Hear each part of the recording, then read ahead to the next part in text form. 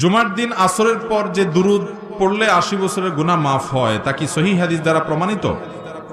ভাইরা আমার, একটি দুরুদের কথা বিভিন্ন বর্ণনায় পাওয়া যায়। আল্লাহুম্মা সাল্লি আলা মুহাম্মাদিন নবিয়িল উম্মি ওয়া আলিহি ওয়া সাল্লিম তাসলিমা। এই দুরুদ পাঠ করলে জুমার দিন আসরের পরে পাঠ করলে ৮০ বার পাঠ করলে ৮০ বছরের গুনাহ মাফ, ৮০ বছরের ইবাদত লেখার কথা বিভিন্ন বর্ণনায় পাওয়া যায়।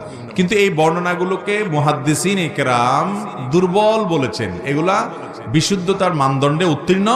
অনেক মুহাদ্দিসিনকে অনেক দুর্বল বলেছেন, অত্যন্ত দুর্বল বলেছেন। কথা কি বুঝাতে পারছি? বাকি এমনি জুমার দিন দুরূদ শরীফ পাঠ করা, এটা তো বিভিন্ন বিশুদ্ধ হাদিস দ্বারা প্রমাণিত। এবং দুরূদ পাঠের শ্রেষ্ঠ দিনই হলো জুমার দিন। আর জুমার দিন আসর পরের সময়টা দোয়া কবুলের সময়। এই সময়টা কিসের সময়? দোয়া কবুলের সময়। এই সময়টাতে দোয়া করতে হয়। সেই সাথে দুরূদ তো অবশ্যই গোটা জুমার দিনে এবং জুমার রাতে পাঠতে হবে।